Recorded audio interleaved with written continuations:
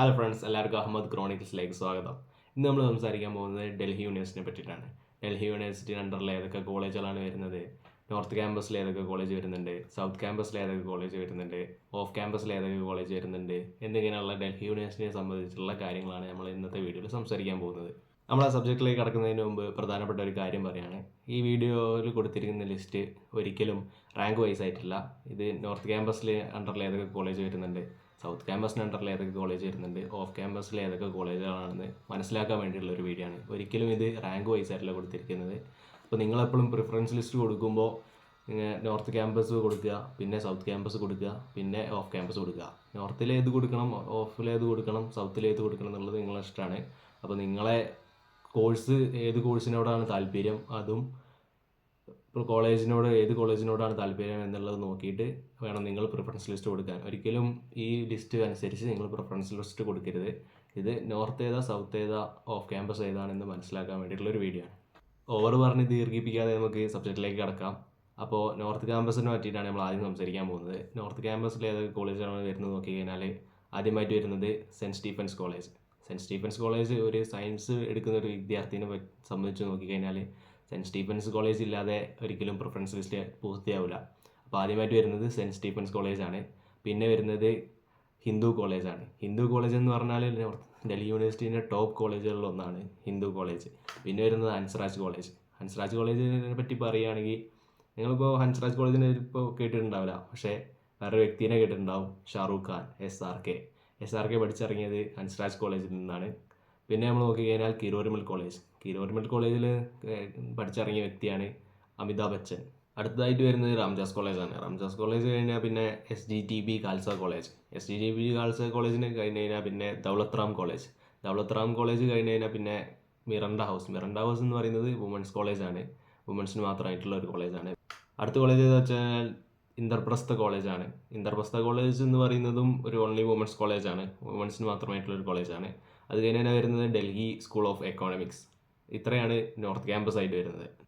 അപ്പോൾ അടുത്തായിട്ട് നമ്മൾ സംസാരിക്കാൻ പോകുന്നത് സൗത്ത് ക്യാമ്പസ് ആണ്. സൗത്ത് ക്യാമ്പസിൽ നോക്കിക്കഴിഞ്ഞാൽ ആദ്യമായിട്ട് വരുന്നത് ശ്രീ വെങ്കടേശ്വര കോളേജാണ്. ശ്രീ വെങ്കടേശ്വര കോളേജ് നോക്കിക്കഴിഞ്ഞാൽ ചില നോർത്ത് ക്യാമ്പസിനെക്കാട്ടും ഹയർ ആയിട്ടാണ് NIRF റാങ്കിങ് നോക്കുമ്പോൾ ശ്രീ വെങ്കടേശ്വര കോളേജ് വരുന്നത്. അപ്പോൾ അത് കഴിഞ്ഞാൽ വരുന്ന അടുത്ത കോളേജാണ് lady Shriram college for woman. ഇതും ഒരു വുമൻസ് ഓൺലി കോളേജാണ്. അത് കഴിഞ്ഞാൽ വരുന്നത് കമല നെഹ്റു കോളേജും ഒരു ഓൺലി വുമൻസ് കോളേജാണ്. പിന്നെ വരുന്നത് ജീസസ് ആൻഡ് മേരി കോളേജും ഒരു വുമൻസ് കോളേജാണ്. പിന്നെ വരുന്നത് ഗാർഗി കോളേജും വുമൻസ് കോളേജാണ്. അടുത്തതായിട്ട് വരുന്നത് ARSD കോളേജാണ്. അത് കഴിഞ്ഞാൽ പിന്നെ college of vocational studies CVS ആണ് വരുന്നത്. പിന്നെ വരുന്നത് മോട്ടിലാൽ നെഹ്റു കോളേജ്. പിന്നെ വരുന്നത് മൈത്രേയി കോളേജ്. ഇതും ഒരു ഓൺലി വുമൻസ് കോളേജാണ്. അടുത്തായിട്ട് വരുന്നത് ഷഹീദ് ഭഗത് സിംഗ് കോളേജാണ്. അത് കഴിഞ്ഞാൽ വരുന്നത് Shaheed Rajguru college of applied sciences. ഇതും ഒരു വുമൻസ് കോളേജാണ്. ഇത്രയാണ് സൗത്ത് ക്യാമ്പസിൽ വരുന്നത്. അപ്പോൾ അടുത്തായിട്ട് നമ്മൾ സംസാരിക്കാൻ പോകുന്നത് ഓഫ് ക്യാമ്പസിനെ പറ്റിയിട്ടാണ്. അപ്പോൾ ഓഫ് ക്യാമ്പസിൽ നോക്കിക്കഴിഞ്ഞാൽ ആദ്യമായിട്ട് വരുന്നത് ആചാര്യ നരേന്ദ്രദേവ് കോളേജാണ്. പിന്നെ വരുന്നത് ആര്യഭട്ട കോളേജാണ്. പിന്നെ വരുന്നത് ഭഗിനി നിവേദിത കോളേജാണ്. അടുത്തായിട്ട് വരുന്നത് Bhaskaracharya college of applied sciences ആണ്. പിന്നെ വരുന്നത് കോളേജ് ഓഫ് ആർട്ടാണ്. പിന്നെ അടുത്തതായിട്ട് വരുന്നത് ദീൻ ദയാൽ ഉപാധ്യായ കോളേജാണ്. പിന്നെ വരുന്നത് ദയാൽ സിംഗ് കോളേജാണ്. അടുത്തതായിട്ട് വരുന്നത് ഇൻസ്റ്റിറ്റ്യൂട്ട് ഓഫ് ഹോം എക്കോണമിക്സ് ആണ്. പിന്നെ നോക്കിക്കഴിഞ്ഞാൽ വരുന്നത് ജാൻകി ദേവി മെമ്മോറിയൽ കോളേജാണ്. ഇതും ഒരു ഓൺലി വുമൻസ് കോളേജാണ്. പിന്നെ നോക്കിക്കഴിഞ്ഞാൽ കാലിന്ദി കോളേജ് കഴിഞ്ഞാൽ പിന്നെ വരുന്നത് കേശവ് മഹാവിദ്യാലയ കഴിഞ്ഞ് കഴിഞ്ഞാൽ പിന്നെ ലക്ഷ്മിബായി കോളേജും ഒരു ഓൺലി വുമൻസ് കോളേജാണ്. പിന്നെ വരുന്നത് മഹാരാജ അഗ്രസൻ കോളേജ്. അത് കഴിഞ്ഞാൽ മഹർഷി വാൽമീകി കോളേജ് ഓഫ് എഡ്യൂക്കേഷൻ ആണ് വരുന്നത്. പിന്നെ വരുന്നത് മാതാ സുന്ദരി കോളേജ് ഫോർ വുമൺ. ഇതും ഒരു ഓൺലൈൻ വുമൻസ് കോളേജാണ്. പിന്നെ നോക്കിക്കഴിഞ്ഞാൽ വരുന്നത് PGDAV കോളേജാണ് വരുന്നത്. പിന്നെ വരുന്നത് രാജധാനി കോളേജാണ്. അടുത്തതായിട്ട് വരുന്നത് രാംലാൽ ആനന്ദ് കോളേജാണ്. പിന്നെ സത്യാവതി കോളേജ് വരുന്നുണ്ട്, ശിവാജി കോളേജ് വരുന്നുണ്ട്. പിന്നെ വരുന്നത് ശ്യാംലാൽ കോളേജാണ്. അടുത്തായിട്ട് വരുന്നത് Shyama Prasad Mukherjee college for woman. ഇതും ഒരു ഓൺലി വുമൻസ് കോളേജാണ്. പിന്നെ ശ്രീ ഓറബിന്ദു കോളേജ് വരുന്നുണ്ട്. അടുത്തായിട്ട് വരുന്നത് സ്വാമി ശ്രദ്ധാനന്ദ് കോളേജാണ്. അത് കഴിഞ്ഞാൽ വരുന്നത് വിവേകാനന്ദ കോളേജാണ്. അടുത്ത കോളേജിനെ പറ്റി പറയുകയാണെങ്കിൽ 1696 മുതൽ പറഞ്ഞു തുടങ്ങേണ്ടി വരും. കാരണം ഇന്ത്യയിൽ തന്നെ ഏറ്റവും ഓൾഡസ്റ്റ് ആയിട്ടുള്ള ഒരു കോളേജാണ് ജാക്കിർ ഹുസൈൻ കോളേജ്.